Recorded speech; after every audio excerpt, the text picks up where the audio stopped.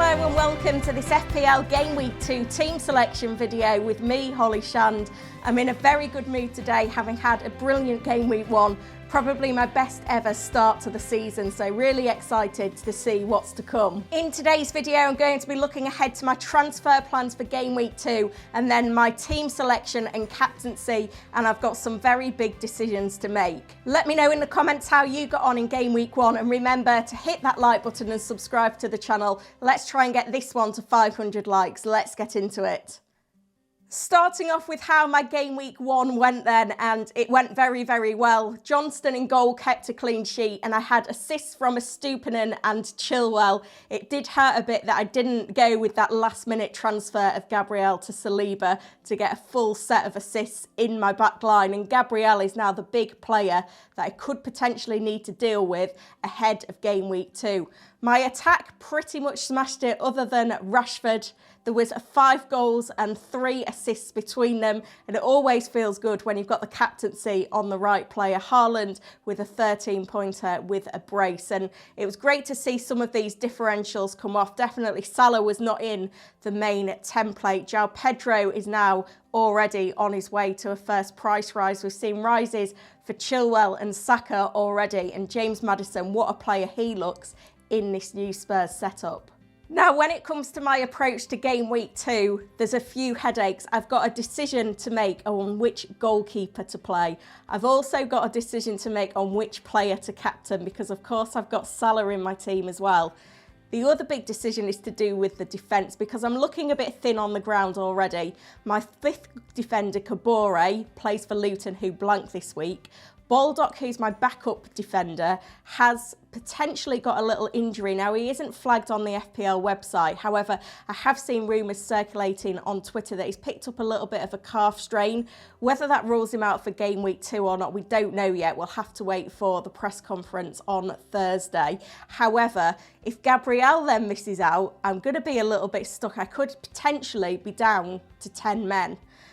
Now, I've ran my team through the Fantasy Football Hub's My Team tool to get their AI recommended transfers. You can do this yourself by clicking the link in the description to this video.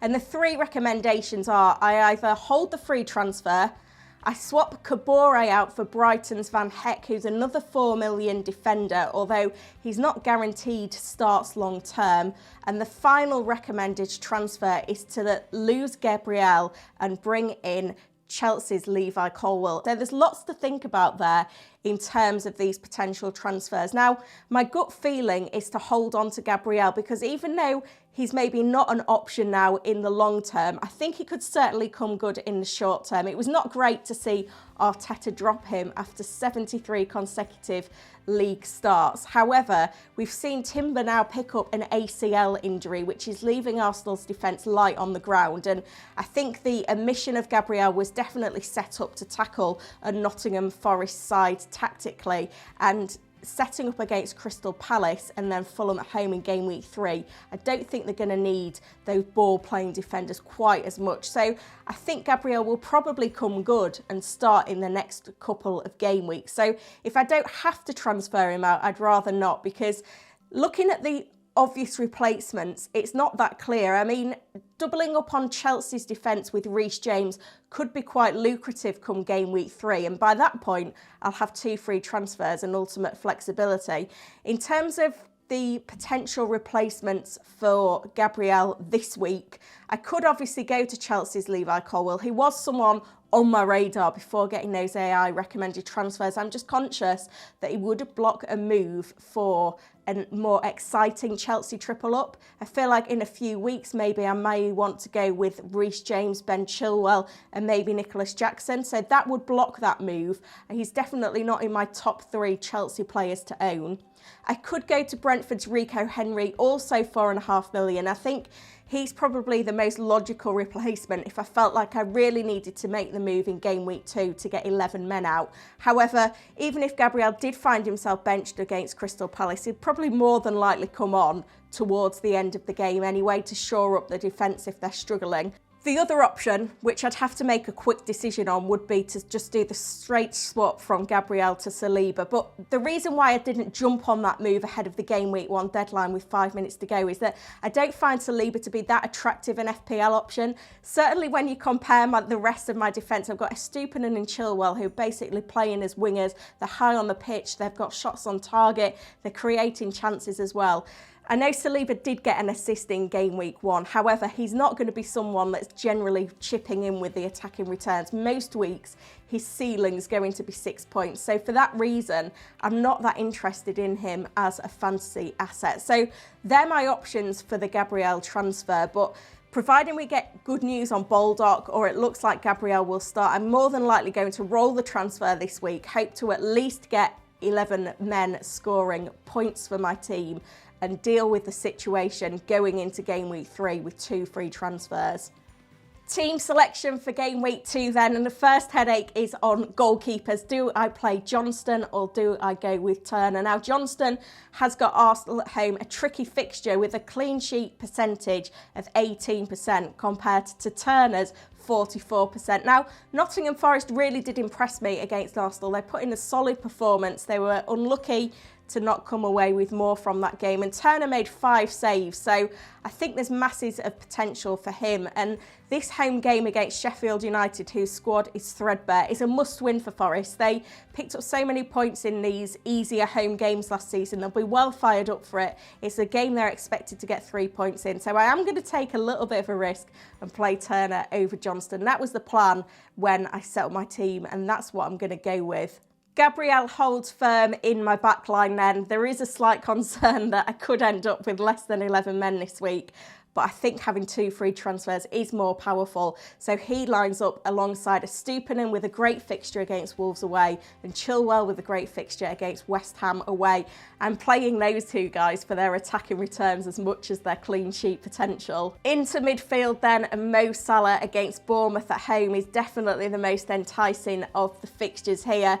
I've got Maddison and Rashford lining up against each other, but I'm interested to see how they perform. Rashford was a big disappointment in Game Week 1. It's not really suiting him in this United tactical setup right now, playing as the number 9. He's far better on the wing, so hopefully Højlund is available soon, which will help him to be in his optimal position. But Spurs' defence looked pretty shaky against Brentford, so hopefully he can pick something up in that game. I've also got Saka away at Crystal Palace and Mbomo away at Fulham. We saw how important penalties were in Game Week 1. 2 penalty takers there that can potentially deliver for me in Game Week 2. And then up front, it's João Pedro against Wolves away and Haaland against Newcastle United at home, with the big decision now being which player do I captain? Am I going to go with Salah or am I going to go with Haaland? Now, this captain decision could absolutely go right down to the wire. One thing that's really on my radar before fully locking in a decision is that Manchester City play in the UEFA Super Cup final on Wednesday evening. So it'll be interesting to see how many minutes Haaland plays in that game, whether he comes through unscathed, how in form he looks as well. But certainly his performance against Burnley in Game Week 1 was sensational. He just demonstrated what a clinical goal scorer he is. So Newcastle United, a trickier fixture, team that we know from last season was strong defensively, but a lot of their defensive form came in home games, so visiting the Etihad, a lot stiffer a fixture. Salah's got Bournemouth at home, which looks like a fantastic fixture. Remember, infamously, this fixture finished 9-0 last season. Salah played 90 minutes and failed to come away with an attacking return. A little bit of concern to see Salah subbed on the 70-minute mark in the previous game. I kind of picked him thinking he was going to be a player that was going to play 90 minutes every single game week. Now, the amount of competition that Klopp's got in his front line, it could be the case that Salah does get substituted regularly, even with plenty still to play for. Remember, it was 1-1 the game against Chelsea and he was subbed. So it's a bit of a headache. I mean, it's quite a big headache. At the moment, I'm on Haaland captain, Salah vice captain. However, I could easily change my mind come the deadline, and a lot hinges on what happens in the Super Cup.